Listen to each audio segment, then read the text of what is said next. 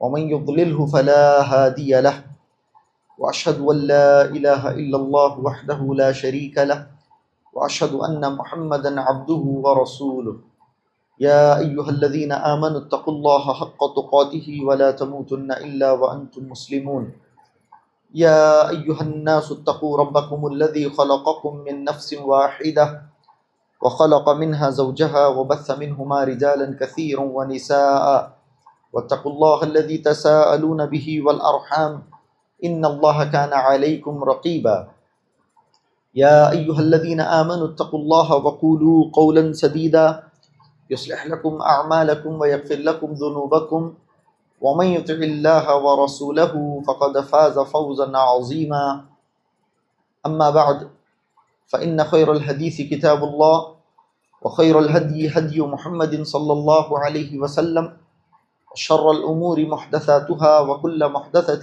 بدعة وكل بدعة ضلالة وكل ضلالة في النار. وقد قال الله تبارك وتعالى في القرآن المجيد والفرقان الحميد فأعوذ بالله السميع العليم من الشيطان الرجيم من همزه ونفخه ونفسه بسم الله الرحمن الرحيم لقد كان لكم في رسول الله أسوة حسنة لمن كان يرجو الله واليوم الآخر وذكر الله كثيرا رب اشرح لي صدري ويسر لي أمري واحلل عقدة من لساني يفقهوا قولي رب زدني علما سبحانك لا علم لنا إلا ما علمتنا إنك أنت العليم الحكيم. معزز حاضرین، ہر قسم کی تعریف، بڑائی، بزرگی اللہ رب العالمین کے لیے لائق و سزاوار ہے، اور درود و سلام ہو نبی آخر الزمان محمد مصطفیٰ صلی اللہ علیہ وآلہ وسلم کی ذات اقدس پر۔ اللہم صلی علی محمد وعلی آل محمد کما صلیت علی ابراہیم وعلی آل ابراہیم انک حمید مجید۔ اللہم بارک علی محمد وعلی آل محمد کما بارکت علی ابراہیم وعلی آل ابراہیم انک حمید مجید۔ معزز حاضرین، پیارے نبی صلی اللہ علیہ وسلم کی حیات طیبہ کا تذکرہ چل رہا ہے۔ پچھلے خطبے میں اور رمضان المبارک سے قبل ہمارا جو سلسلہ تھا وہ صلح حدیبیہ کا ایک طویل سلسلہ ہمارے سامنے آیا۔ اس سلسلے میں ساری قرآنی آیات، ان کا تجزیہ پیش کیا گیا۔ صحیح بخاری کی طویل ترین ایک روایت کی روشنی میں آپ کے سامنے مفصل باتیں آئیں۔ پیارے نبی صلی اللہ علیہ وسلم جب حدیبیہ کے سفر سے واپس ہوئے تو آپ صلی اللہ علیہ وسلم نے اس امن و امان کو غنیمت جانا، چونکہ اب مشرکین کفار مکہ جو مسلمانوں کے سب سے بڑے دشمن تھے، ان کے ساتھ مسلمان معاہدے میں داخل ہو چکے تھے۔ ایک قسم سے مشرکین اور کفار کی طرف سے بے فکری کا ماحول ہو گیا تھا، امن کا ماحول آ گیا تھا۔ جیسے کہ آپ نے اس سے پہلے سنا کہ اللہ کے نبی صلی اللہ علیہ وسلم جس پل سے مدینہ منورہ تشریف لائے ہیں، جب سے اللہ کے نبی صلی اللہ علیہ وسلم مدینہ آئے تب سے آپ صلی اللہ علیہ وسلم مصروف ہیں، مشغول ہیں۔ ہر طرف سے دشمنوں کی ریشہ دوانیاں، دسیسہ کاریاں، مکر فریب اور ہر طرف سے مسلمانوں کو تکلیف پہنچانے کی ہر ممکن کوشش دشمنان اسلام نے کی، چاہے وہ اندرونی دشمن ہو یا بیرونی دشمن ہو۔ اندرونی دشمنوں سے مراد یہودی تھے، منافقین تھے۔ بیرونی دشمنوں سے مراد کفار مکہ تھے۔ اللہ کے نبی صلی اللہ علیہ وسلم مسلسل مصروف رہے، آپ صلی اللہ علیہ وسلم مسلسل مشغول رہے۔ جنگ بدر کبریٰ ہوئی، اس کے بعد جنگ احد ہوئی، جنگ خندق ہوئی، بہت سارے معاملات اس سلسلے میں آپ کے سامنے آئے۔ لیکن جیسے ہی صلح حدیبیہ کا معاملہ ہوا، صلح حدیبیہ کو جیسے کہ اللہ رب العالمین نے خود فرمایا انا فتحنا لک فتحا مبینا، اے نبی صلی اللہ علیہ وسلم ہم نے آپ کو ایک بہت بڑی فتح عطا فرمائی۔ یہ فتح کیسے فتح ہوئی؟ صحابہ اکرام نے ابتداءً تو بالخصوص حضرت عمر رضی اللہ تعالیٰ عنہ نے آپ صلی اللہ علیہ وسلم کے سامنے تشویش کا اظہار فرمایا تھا، لیکن بعد میں آنے والے دن جیسے جیسے کہ انفولڈ ہوتے گئے معاملات، ایونٹس انفولڈ ہوتے گئے تو معلوم ہوا کہ واقعتاً اللہ رب العالمین نے جو کہا تھا کہ انا فتحنا لک فتحا مبینا، اے نبی صلی اللہ علیہ وسلم ہم نے آپ کو بہت ہی باہر اور بہت ہی مبین اور بہت ہی واضح فتح سے ہمکنار فرمایا ہے۔ تو آنے والے دنوں میں یہ باتیں معلوم ہوئی۔ اللہ کے نبی صلی اللہ علیہ وسلم کو جیسے ہی موقع ملا، آپ صلی اللہ علیہ وسلم ذی الحجہ میں تشریف لائے مدینہ منورہ واپس۔ کہاں سے؟ حدیبیہ سے۔ آپ صلی اللہ علیہ وسلم جیسے ہی آئے، اس موقع کو اللہ کے نبی صلی اللہ علیہ وسلم نے غنیمت جانا۔ جیسے ہی اللہ کے نبی مدینہ تشریف لائے، آپ صلی اللہ علیہ وسلم نے سب سے پہلا جو کام کیا، اس کے متعلق آپ نے تفصیلی باتیں سنی، کیا کہ اللہ کے نبی صلی اللہ علیہ وسلم نے عمراء کو اور ملوک کو، جو بڑے بڑے سپر پاورز تھے، اللہ کے نبی صلی اللہ علیہ وسلم نے خطوط ارسال فرمائے۔ اللہ کے نبی صلی اللہ علیہ وسلم نے اپنے ایلچیوں کے ذریعے، اپنے ایمبیسڈرز کے ذریعے اللہ کے نبی صلی اللہ علیہ وسلم نے خطوط ارسال فرمائے۔ اس سلسلے میں تفصیلی باتیں آپ کے سامنے آئیں کہ کس طرح سے اللہ کے نبی صلی اللہ علیہ وسلم نے روم کے بادشاہ کو، جس کا نام ہرقل تھا، اسی طرح سے فارس کے بادشاہ کو، مصر کے بادشاہ کو، اور بھی جو بڑے بڑے حبشہ کے بادشاہ نجاشی کو، اور بھی جو بڑے بڑے ملوک تھے، ان تک اللہ کے نبی صلی اللہ علیہ وسلم نے خطوط ارسال فرمائے۔ اس کی تفصیلات بھی آپ کے سامنے اس سے پہلے آ چکی ہیں۔ یہ ضروری تھا کیونکہ ایک بہت بڑا گیپ بیچ میں آیا ہے، بہت ممکن تھا کہ آپ کے ذہنوں سے چیزیں مفقود ہو چکی ہوں، اسی لیے میں نے ایک مختصراً اس کا ریویژن ضروری سمجھا آپ کے سامنے۔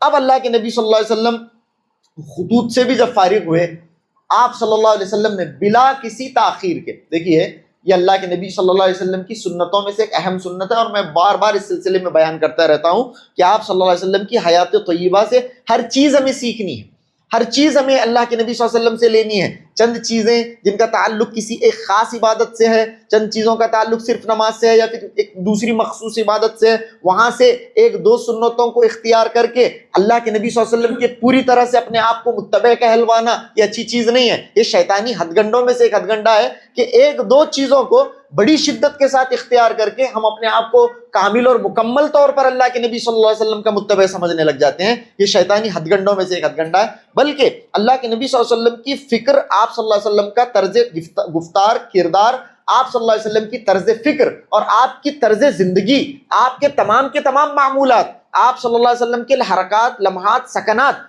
ہر چیز کو ہمیں اپنی زندگی میں لانے کی ضرورت ہے، اور اس کا تعلق صرف کسی ایک عبادت سے یا پھر کسی ایک معاملے تک محدود نہ ہو، غرض پوری زندگی اللہ کے نبی صلی اللہ علیہ وسلم کے طریقے پر محیط ہونی چاہیے۔ دیکھیے اللہ کے نبی صلی اللہ علیہ وسلم کا یہ جو طریقہ یہاں پر ہے، آپ صلی اللہ علیہ وسلم حدیبیہ سے تشریف لائے، ایک بہت بڑا سفر اور ایموشنلی، فزیکلی، مینٹلی ڈریننگ سفر تھا وہ۔ آپ نے اس کے بارے میں سنا ہے، ایک طویل سفر اللہ کے نبی نے کیا اور ایک طویل قیام اللہ کے نبی صلی اللہ علیہ وسلم نے کیا۔ اس طویل قیام کے دوران بار بار وہاں سے لوگ آتے تھے، باتیں ہوتی تھی، مکالمہ ہوتا تھا، نیگوسیشنز ہوتے تھے، بہت سارے معاملات ہوئے۔ کتنا ایموشنلی ڈریننگ معاملہ تھا، آپ جانتے ہیں، کتنی طویل باتیں آپ کے سامنے اس سلسلے میں آئیں۔ آپ صلی اللہ علیہ وسلم وہاں سے مکہ مدینہ طیبہ جیسے ہی تشریف لائے، آپ صلی اللہ علیہ وسلم کو تو چاہیے تھا، میں اور آپ معمولی کسی 200 کلومیٹر کے سفر سے آتے ہیں تو ہمیں ایک دن کی چھٹی کی ضرورت ہوتی ہے۔ اللہ کے نبی صلی اللہ علیہ وسلم اتنے لمبے سفر سے آئے، آتے ہی سب سے پہلے اللہ کے نبی صلی اللہ علیہ وسلم نے ملوک کے نام خطوط لکھے، فوراً اللہ کے نبی صلی اللہ علیہ وسلم نے صحابہ کرام کو بھیج دیا، اور فوراً اللہ کے نبی صلی اللہ علیہ وسلم نے انگوٹھی بنائی، مہر بنائی، سکہ اللہ کے نبی صلی اللہ علیہ وسلم نے بنایا، فوراً خطوط اللہ کے نبی صلی اللہ علیہ وسلم نے روانہ فرمائے۔ ادھر خطوط کا معاملہ ہوا، روایات میں بات آتی ہے کہ صرف 2 ہفتے کے اندر، کتنے؟ صرف 2 ہفتے میں اللہ کے نبی صلی اللہ علیہ وسلم نے خیبر کا قصد فرمایا ہے۔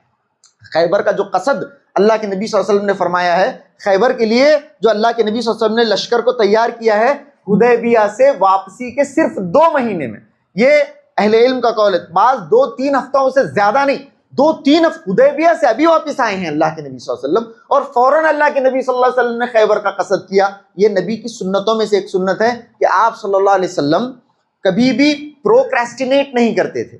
آپ صلی اللہ علیہ وسلم کے اندر کمپلیسنٹ نہیں تھے نبی صلی اللہ علیہ وسلم۔ کمپلیسنسی کا مطلب آپ ٹیک لگا کر بے فکر ہو کر بیٹھ جاتے تھے، وقت کو ضائع کرتے تھے، اور پروکریسٹینیٹ آج جو ہمارے نوجوانوں کا ایک سب سے بڑا مرض ہے، ہر کام کو کل پر ٹالنا، ہر کام کو کل پر ٹالنا، نہیں یہ کل کریں گے، اگلے ہفتے سے کریں گے، اگلے مہینے سے کریں گے۔ زندگیاں گزر گئیں، جوانی گزر گئی۔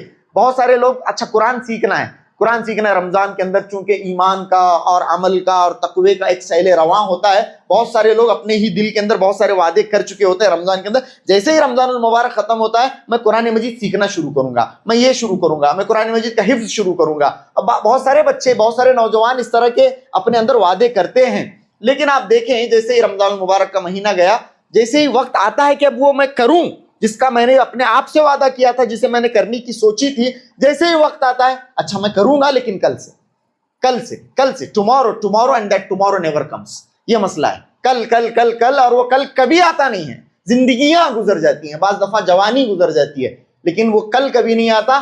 جو ہمارا حال پہلے تھا کہ ایک چیز مجھے سیکھنی تھی، میں نے کبھی سیکھی نہیں، میں یہ سوچتا ہی رہ گیا کہ مجھے سیکھنی ہے لیکن میں نے آج تک نہیں سیکھی. اللہ کے نبی صلی اللہ علیہ وسلم کا معاملہ ایسا نہیں تھا.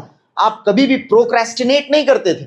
آپ صلی اللہ علیہ وسلم کی اپنی زندگی کے اندر، اور دیکھیں یہی سنت ہے اللہ کے نبی صلی اللہ علیہ وسلم کی، آپ صلی اللہ علیہ وسلم ہمیشہ دو چیزوں سے پناہ مانگتے تھے. اللہم انی اعوذ بک من العجز والکسل. بہت زبردست دعا ہے. اللہم انی اعوذ بک من العجز والکسل. اے اللہ میں تجھ سے عجز سے اور کسل سے پناہ مانگتا ہوں. میرے اندر عجز نہ آنے پائے اور کسل نہ آنے پائے. عجز کیا ہے؟ کسی چیز کو میں کرنا چاہوں لیکن میں عاجز ہو جاؤں، میرے جسم کے اندر وہ صلاحیت باقی نہ رہے، میرے ہاتھ پیر کے اندر وہ صلاحیت باقی نہ رہے، میرے اندر وہ قوت باقی نہ رہے، میں عاجز ہو جاؤں. کوئی کام میں کرنا چاہوں لیکن میرے اندر طاقت باقی نہ رہے، اسے بولتے ہیں عجز. اور کسل کیا ہے؟ کوئی کام کرنے کی میرے اندر طاقت تو ہو لیکن میں کرنا چاہوں ہی نہیں. میرے اندر طاقت ہے. دیکھیے فرق یہ ہے عجز اور کسل کے اندر. عجز میں ہوتا کیا ہے؟ میں کرنا چاہ رہا ہوں لیکن کر نہیں پا رہا ہوں. لیکن کسل میں کیا ہوتا ہے؟ میں کر سکتا ہوں لیکن میں کرنا چاہ نہیں رہا ہوں. یہ مسئلہ ہے کسل کا. لیکن اللہ کے نبی نے دونوں سے پناہ مانگی. اللہم انی اعوذ بک من العجز والکسل. اے اللہ میری زندگی میں کبھی وہ موقع نہ آئے جب میں کچھ کرنا چاہوں اور کر نہ پاؤں، یا پھر وہ موقع نہ آئے جب میں کچھ کر سکتا ہوں لیکن کرنے کی چاہت ہی میرے اندر سے ختم ہو جائے. نہیں، یہ ہے کسل جو ہمارے اندر ہماری انرجی کو، ہماری عمر کو کھا رہی ہے، ہماری صلاحیتوں کو کھا رہی ہے، اور زندگیاں گزر جا رہی ہیں کچھ کنسٹرکٹیو اور تعمیری کیے بغیر. زندگیاں ختم ہو جا رہی ہیں کسل کی وجہ سے. کسل کرتا ہے بندہ، ایک موقع آتا ہے عجز کا شکار ہو جاتا ہے، عجز میں آ جاتا ہے. یعنی اب میں کرنا چاہ رہا ہوں، زندگی بھر کرنا نہیں چاہا لیکن اب میں کرنا چاہ رہا ہوں لیکن میں کر نہیں سکتا. عمر گزر چکی ہے، طاقت جواب دے چکی ہے، اب میں کر نہیں سکتا. تو اللہ کے نبی صلی اللہ علیہ وسلم ہمیشہ عجز سے اور کسل سے پناہ مانگتے تھے. اور اللہ کے نبی ہمیشہ صلی اللہ علیہ وسلم اغتنم خمسا قبل خمس، بار بار غنیمت جانو. امیری کو غنیمت جانو فقیری سے پہلے، مالداری کو غنیمت جانو فقیری سے پہلے، فرصت کو غنیمت جانو مشغولیت سے پہلے، زندگی کو غنیمت جانو موت سے پہلے، جوانی کو غنیمت جانو بڑھاپے سے پہلے، صحت کو غنیمت جانو بیماری سے پہلے. اللہ کے نبی بار بار یہ کہتے تھے، اور آپ کی اپنی زندگی کے اندر بھی یہ چیز تھی. آپ ہمیشہ چیزوں کو غنیمت جانتے، وقت رہتے اللہ کے نبی صلی اللہ علیہ وسلم فائدہ اٹھاتے. تو یہاں پر دیکھیں 2 ہفتے کے اندر اللہ کے نبی صلی اللہ علیہ وسلم نے تیاری کی. خیبر کی طرف اللہ کے نبی صلی اللہ علیہ وسلم نے کوچ فرمایا، بالکل ٹیک نہیں لگایا. بالکل دیکھیے، اور مسئلہ خیبر کا ایسا بھی تھا کہ امیڈیٹ ایکشن کی ویسے ضرورت نہیں تھی. خیبر کے اوپر جو اللہ کے نبی صلی اللہ علیہ وسلم نے امیڈیٹ ایکشن لیا ہے حدیبیہ سے واپسی کے بعد، ضرورت نہیں تھی. ایسا نہیں تھا کہ اب بالکل وہ فوج کھڑے کر رہے ہیں، بالکل ہی اب مسلمانوں کے اوپر عنقریب حملہ کرنے والے ہیں، ایسا معاملہ نہیں تھا. لیکن اس کے باوجود اللہ کے نبی صلی اللہ علیہ وسلم دوسرے دشمنوں سے جیسے ہی فارغ ہوئے، اللہ کے نبی صلی اللہ علیہ وسلم نے ایک بہت بڑے دشمن کے تعاقب کو ضروری سمجھا. گرچہ وہ دشمن اس وقت کوئی حملے کی تیاری نہیں کر رہا ہے، لیکن بہت ممکن تھا کہ جس طرح سے خیبر کے لوگوں نے اس سے پہلے مسلمانوں کے خلاف ایک بہت بڑا کنسولیڈیشن تیار کیا تھا، بہت ممکن تھا کہ وہ دوبارہ ویسی ہی چال چلنا شروع کر دیں. اللہ کے نبی صلی اللہ علیہ وسلم نے فوراً حدیبیہ سے واپس ہوتے ہی آپ صلی اللہ علیہ وسلم نے خیبر کا قصد کیا، اور اللہ کے نبی صلی اللہ علیہ وسلم نے صحابہ کو حکم دیا کہ لشکر تیار کیا جائے. اب ادھر صحابہ اکرام لشکر تیار کرنے لگے. اچھا، حدیبیہ کو کون صحابہ اکرام گئے، اور خیبر کو جو لشکر جا رہا ہے اس کے اندر کون سے صحابہ اکرام شامل ہوئے، اور خیبر کا تعاقب اللہ کے نبی صلی اللہ علیہ وسلم نے کیوں کیا؟ آپ کو معلوم ہونا چاہیے، پہلے کی باتیں آپ کے ذہن میں ہونی چاہیے. ایسا نہیں ہو کہ ہم سنتے جائیں اور پچھلی باتیں ہمارے ذہن سے ختم ہو جائیں، ایسا نہ ہونے چاہیے. دیکھیے، یہود تھے. جب اللہ کے نبی علیہ الصلوۃ والسلام مدینہ طیبہ تشریف لائے تو یہاں پر یہود کی ایک بہت بڑی آبادی تھی جو کہ 3 قبائل پر منحصر تھی. اس سے پہلے آپ کے سامنے یہ باتیں آ چکی ہیں تفصیلی طور پر.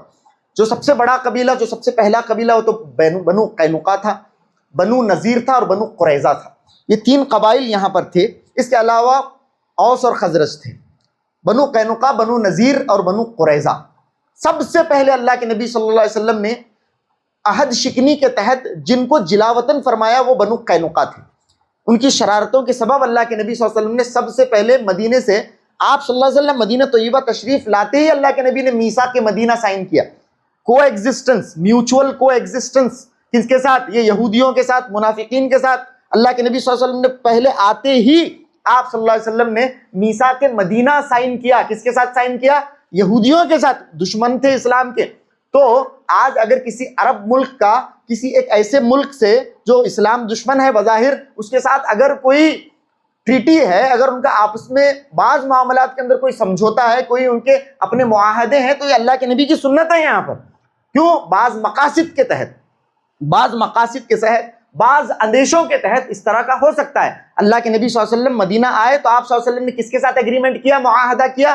میثاق مدینہ کس کے ساتھ قائم کیا؟ یہودیوں کے ساتھ. ابتدائی طور پر اللہ کے نبی صلی اللہ علیہ وسلم نے میثاق مدینہ یہودیوں کے ساتھ اللہ کے نبی صلی اللہ علیہ وسلم نے اس کے اندر گئے. لیکن اس کے بعد برابر جیسے ہی اللہ کے نبی صلی اللہ علیہ وسلم ان کے ساتھ میثاق میں گئے، آپ دیکھیں گے کہ ان لوگوں کی گھٹی کے اندر عہد شکنی، غداری، دغا بازی اور دھوکے بازی ان کی اپنی گھٹی کے اندر پڑی ہوئی ہے. تو سب سے پہلے بنو قینقاع کی طرف سے شرارتیں شروع ہوئیں تو اللہ کے نبی صلی اللہ علیہ وسلم نے ان کا مواخذہ کرتے ہوئے انہیں جلا وطن کر دیا. انہیں بنو قینقاع کو جب جلا وطن کیا تو یہ لوگ چلے گئے اور یہ لوگ ملک شام میں جا بسے. شام میں، سیریا میں، ملک شام میں جا بسے بنو قینقاع. اس کے بعد دوسرا جو قبیلہ تھا بنو نذیر، ان کی دسیسہ کاریاں سے تو آپ واقف ہیں ہی. سب سے زیادہ شرارت والے کون؟ بنو نذیر. سب سے زیادہ شریر، اسلام کی دشمنی میں سب سے زیادہ شدید کون؟ بنو نذیر تھے. تو انہوں نے کیا کیا؟ اللہ کے نبی صلی اللہ علیہ وسلم کے ساتھ عہد شکنی کی. تو اللہ کے نبی صلی اللہ علیہ وسلم نے سورہ حشر کے سلسلے میں تفصیلی باتیں آپ کے سامنے آئی ہیں سورہ حشر کی آیات کی روشنی میں. پھر اللہ کے نبی صلی اللہ علیہ وسلم هو الذی اخرج الذین کفروا من اہل الکتاب من دیارہم لاول الحشر ما ظننتم ان یخرجوا وظنوا انہم مانعتهم حصونهم من اللہ فأتاهم اللہ من حیث لم يحتسبوا وقذف في قلوبهم الرعب یخربون بیوتهم بأیدیہم وأیدی المؤمنین. ان کے بڑے بڑے قلعے تھے، نکلنے کا یہ سوچتے تھے کہ ہمیں کون نکالے گا، ہمارے قلعے ہماری حفاظت کریں گے. لیکن اللہ رب العالمین نے ان کے دلوں میں رعب داخل کر دیا. تو ان لوگوں کو بھی اللہ کے نبی صلی اللہ علیہ وسلم نے انہیں جلا وطن کر دیا. یہ لوگ بھاگ کھڑے ہوئے، اپنی جان کی حفاظت کرتے ہوئے یہ لوگ جلا وطن ہوئے اور یہ لوگ خیبر میں جا کر پناہ گزین ہوئے. کہاں؟ وہ ملک شام کو گئے بنو قینقاع والے. یہ خیبر میں گئے اور انہوں نے خیبر میں اپنا ٹھکانہ لیا، خیبر کے اندر. اسی طرح سے جو تیسرا قبیلہ تھا قبیلہ بنو قریظہ. قبیلہ بنو قریظہ کے بارے میں تو آپ نے ریسنٹلی سنا، جنگ خندق کے بعد، جنگ خندق کے دوران بہت ہی خطرناک غداری کی، بہت خطرناک غداری، ایسا کہ پورے مدینے اور پورے مسلمانوں کی جان و مال ولنریبل ہو گئی اور اتنا جاپرڈائز کر دیا مسلمانوں کے حالات کو کہ پورے مسلمان اسی وقت صفحہ ہستی سے مٹ سکتے تھے. یہ بنو قریظہ کی وجہ سے، بنو قریظہ کی عہد شکنی کی وجہ سے اتنا خطرناک ان کا معاملہ ہوا. لیکن جیسے ہی اللہ کے نبی صلی اللہ علیہ وسلم غزوہ خندق سے فارغ ہوئے، آپ صلی اللہ علیہ وسلم نے حضرت سعد بن معاذ رضی اللہ تعالیٰ عنہ کے پاس ان کا معاملہ سونپ دیا. بڑے سردار تھے. سعد کیا ان کے بارے میں فیصلہ کرتے ہیں وہ ہمیں قبول ہے. اللہ کے نبی نے کہا صلی اللہ علیہ وسلم. تفصیلی باتیں اس سلسلے میں آپ کے سامنے آئیں. حضرت سعد رضی اللہ تعالیٰ عنہ نے فیصلہ کیا ان تقتل المقاتلہ، جتنے بھی لوگ جنگ کرنے آئے تھے، جتنے بھی لوگوں نے، مردوں نے غداری کی، سب کو ختم کر دیا جائے، سب کو ختم کیا جائے. بچوں اور عورتوں کو بندی بنا لیا جائے اور اس کے علاوہ سب کو ختم کر دیا جائے. یہ اللہ کے نبی صلی اللہ علیہ وسلم، اور مال کو تقسیم کر دیا جائے. یہ حضرت سعد کا فیصلہ تھا. اللہ کے نبی صلی اللہ علیہ وسلم نے کہا وَإِنْ حَكَمْتَ فِيهِمْ بِحُكْمِ اللَّهِ فَوْقَ 7 سماوات. سعد، تم نے بنو قریظہ کے معاملے میں وہی فیصلہ کیا ہے جو اللہ نے 7 آسمانوں کے اوپر کیا ہے. اللہ نے 7 آسمانوں کے اوپر ان کے اوپر یہی فیصلہ کیا ہے جو سعد نے کیا. سعد نے کیا کیا؟ بنو قریظہ کے تمام مردوں کو ختم کر دیا گیا، عورتوں اور بچوں کو غلام بنا لیا گیا اور اموال کو تقسیم کر دیا گیا. تو یہ بنو قریظہ کا معاملہ ہوا. بنو قینقاع شام میں ہے، بنو قریظہ ختم کر دیے گئے. اب بچا معاملہ بنو نذیر کا. بنو نذیر کہاں ہے؟ بنو نذیر خیبر کے اندر جا کر پناہ گزین ہوئے. خیبر کے اندر بنو نذیر موجود ہیں. اب یہ بنو نذیر نے کیا کیا؟ جس دن سے جلا وطن ہو کر وہ وہاں پر گئے ہیں، ایک تو یہ یہودی وہاں گئے، وہاں آلریڈی ایگزسٹنگ یہودیاں تھے، یہ بھی یہودی اور وہاں کے سب مسلمانوں کے پرلے دشمن، سب کے سب مسلمانوں کے شدید دشمن. انہوں نے مسلمانوں کو تکلیف پہنچانے کی کوئی کسر باقی نہیں رکھی. سب سے بڑھ کر، یاد رکھیں، سب سے بڑھ کر جنگ خندق کے اندر مسلمانوں کے خلاف جو کنسالیڈیشن ہوا تھا، جو اتنا بڑا 10,000 کا لشکر تیار ہوا تھا، کس نے تیار کیا؟ انہی بنی نذیر والوں نے. اس کے اندر سلام بن ابی الحقیق اور حیی بن اخطب، یہ جو دو لوگ تھے، حیی بن اخطب اور سلام بن ابی الحقیق، یہ بنو نذیر کے سردار تھے۔ انہوں نے اتنا بڑا کنسالیڈیشن تیار کیا۔ سب سے پہلے یہ کہاں گئے؟ سب سے پہلے مکے والوں کے پاس گئے، مکے والوں کے پاس گئے اور انہیں جنگ پر آمادہ کیا، جنگ پر ابھارا۔ وہ لوگ جنگ بیزار ہو گئے تھے، فی الحال مسلمانوں سے لڑنے کے لیے تیار نہیں تھے، لیکن انہیں مسلمانوں سے لڑنے کے لیے تیار کیا کہ مسلمانوں کو اس بار ان کے معاملے کو سیٹل کر دیا جائے، آپ آئیں، ہم آپ کے ساتھ ہیں، ہم آپ کو جنگی نفری، جنگی ٹکڑی اور جنگی فوجوں کو آپ کے فراہم کریں گے، ایک بہت بڑا کنسالیڈیشن ہم فارم کرنے والے ہیں اور اس کنسالیڈیشن کو آپ لیڈ کریں گے، کہا کفار و مشرکین کو جو مسلمانوں کی دشمنی میں سب سے آگے تھے۔ اچھا، اور وہاں پر جا کر یہ دیکھیے، اہل کتاب ہونے کے باوجود، یہودی اہل کتاب ہونے کے باوجود اللہ رب العالمین نے ان کا ذکر، یہ حیی بن اخطب اور سلام بن ابی الحقیق جب وہاں گئے تو انہوں نے کیا بات کی؟ الم تر الی الذین اوتوا نصیبا من الکتاب، اے نبی صلی اللہ علیہ وسلم آپ انہیں دیکھیں جن لوگوں کو کتاب دی گئی تھی، انہوں نے یہ گئے وہاں پر یؤمنون بالجبت والطاغوت، وہاں پر جا کر غیر مسلموں کے کفار اور مشرکین کے بتوں پر ایمان لانے لگے، بتوں، اہل کتاب ہونے کے باوجود بتوں پر ایمان لائے، اور یقولون للذین کفروا ہؤلاء اہدی من الذین آمنوا سبیلا، کہنے لگے دیکھیے ہم تو ایسا مانتے ہیں کہ آپ مسلمانوں سے زیادہ ہدایت یافتہ ہیں۔ اہل کتاب ہونے کے باوجود، کتاب دیے جانے کے باوجود، حضرت موسیٰ کے امتی ہونے کے باوجود، اپنی کتابوں میں نبی کا تذکرہ پانے کے باوجود، نبی کو ایسے ہی پہچاننے کے باوجود، جیسے آدمی اپنے بیٹے کو پہچانتا ہے کہ یہ میرا بیٹا ہے، وہ نبی کے بارے میں یہ جانتے تھے کہ یہ نبی آخر الزماں ہے، اس بات میں شک نہیں تھا انہیں، ان کی کتابوں میں نبی کا ذکر موجود تھا، لیکن اس کے باوجود نبی کی اور اسلام کی دشمنی ایسی ان کے اندر گھسی ہوئی تھی کہ مسلمانوں کے دشمنوں کے پاس جا کر یہ کہتے تھے کہ ہم تمہارے معبودوں پر ایمان لاتے ہیں اور ہم لوگ ہؤلاء اہدی من الذین آمنوا سبیلا، یہ کہتے تھے کہ ہم تم کو مسلمانوں سے زیادہ ہدایت یافتہ سمجھتے ہیں۔ مشرکین اور بت پرستوں کو، اتنے خطرناک لوگ تھے، مسلمانوں کے خلاف انہیں جمع کیا، ادھر انہیں جمع کیا، ادھر قبیلے بنو غطفان، اس طرح کے لڑاکے قبائل تھے بہت سارے، ان کے پاس گئے، جا کر کہا خیبر، جیسے کہ آپ نے اس سے پہلے بھی سنا ہوگا، بہت زرخیز زمین تھی، بہت فرٹائل ایریا تھا، وہ بہت زبردست، وہاں پر غلہ پیداوار بہت زیادہ ہوا کرتی تھی۔ بنو غطفان کو کہا کہ ہم اپنا مال تمہیں، اپنی پیداوار کا آدھا حصہ تمہیں دینے کے لیے تیار ہیں، تم بس مسلمانوں کے خلاف جو کنسالیڈیشن ہو رہا ہے، مسلمانوں کے خلاف جو جنگ کے لیے لوگ تیار، اس کے اندر ہمارا ساتھ دو۔ تو بنو غطفان ادھر سے تیار ہوئے اور بہت بڑے بڑے قبائل کو جمع کر کے 10,000 کا جو لشکر تیار کیا، کس نے تیار کیا؟ انہی خیبر والوں نے، انہوں نے۔ اچھا، بنو قریظہ کو عہد شکنی پر آمادہ کرنے والے کون تھے؟ بنو قریظہ نے عہد شکنی کی، جس کی سزا انہوں نے بھگتی، یہ الگ بات ہے، لیکن عہد شکنی پر آمادہ کس نے کیا؟ یہی خیبر والوں کے۔ خیبر والے وہاں پر بھی گئے، عہد شکنی پر آمادہ کیا، کہا کہ اگر تمہارے ساتھ کچھ ہوتا ہے، اگر اللہ کے نبی صلی اللہ علیہ وسلم تمہارے تعاقب میں آتے ہیں، ہم تمہاری مدد کریں گے۔ یہ الگ بات ہے کہ بعد میں نہیں کیا، لیکن انہیں یہ کہہ کر آمادہ کیا، اور وہ تو جان سے گئے ہی گئے، یہ لوگ وہیں پر دبک کر خیبر میں بیٹھے رہے، جبکہ انہوں نے وعدہ کیا تھا کہ تم عہد شکنی کرو تو صحیح، مسلمانوں کو ختم کرنے میں ہماری مدد کرو تو صحیح، اگر ایسا نہیں ہوتا ہے اور مسلمان تمہارے تعاقب کے لیے آتے ہیں تو ہم تمہاری مدد کرنے کے لیے تیار ہیں۔ اللہ اکبر، لیکن مدد نہیں کی، ادھر بنو قریظہ کو صفحہ ہستی سے مٹا دیا گیا۔ اتنے خطرناک دشمن، اتنے خطرناک دشمن تھے، اور یہ دشمن جا کر کہاں، کس بل میں گھس گیا تھا؟ خیبر کے بل میں گھس گیا تھا۔ اللہ کے نبی صلی اللہ علیہ وسلم بہت مصروف تھے دوسرے دشمنوں سے نمٹنے میں، جیسے ہی مدینے میں آئے اللہ کے نبی صلی اللہ علیہ وسلم، آپ کو معلوم تھا اس دشمن کو مہلت نہیں دی جا سکتی۔ جس طرح سے غزوہ احزاب میں اتنی بڑی فوج کو اس نے لا کر کھڑا کر دیا تھا، بہت ممکن ہے اس سے بڑا کانفیڈریٹ آرمی، اس سے بڑا کنسالیڈیشن، اس سے بڑی لشکر اور فوج یہ مسلمانوں کے خلاف تیار کرنے پر قادر ہیں۔ ایک بار انہوں نے پہلے بھی کیا ہے، آئندہ بھی یہ مسلمانوں کے خلاف لوگوں کو جمع کر سکتے ہیں۔ اللہ کے نبی نے فوراً ان کا تعاقب کرنے کا نتیجہ اور فیصلہ اللہ کے نبی صلی اللہ علیہ وسلم نے لیا فوراً۔ تو ادھر صحابہ اکرام کو خیبر، تو معلوم ہونا چاہیے آپ کو یہ بات کہ خیبر کا تعاقب اللہ کے نبی نے آخر کیوں کیا؟ خیبر کا تعاقب اللہ کے نبی صلی اللہ علیہ وسلم نے کیوں کیا؟ خیبر کی طرف اللہ کے نبی نے کوچ کیوں کیا؟ یہ آپ کو معلوم ہونا چاہیے ایسا۔ اور سب سے پہلی بات یہ ہے کہ آج تک اللہ کے نبی صلی اللہ علیہ وسلم نے جتنی بھی لڑائیاں لڑی ہیں اب تک سب دفاعی تھیں، دفاع کے لیے، ڈیفنس میں۔ یہ پہلی لڑائی تھی جو اٹیک میں تھی، پہلی لڑائی جو اللہ کے نبی صلی اللہ علیہ وسلم نے آگے بڑھ کر لڑی وہ ہے خیبر کی جنگ۔ ادھر اللہ کے نبی صلی اللہ علیہ وسلم نے مسلمانوں کے ان دشمنوں کا تعاقب کرنے کے لیے، ان کا مواخذہ کرنے کے لیے صحابہ اکرام کو یہ کہہ دیا کہ ہم اب لشکر کے لیے کوچ کرتے ہیں۔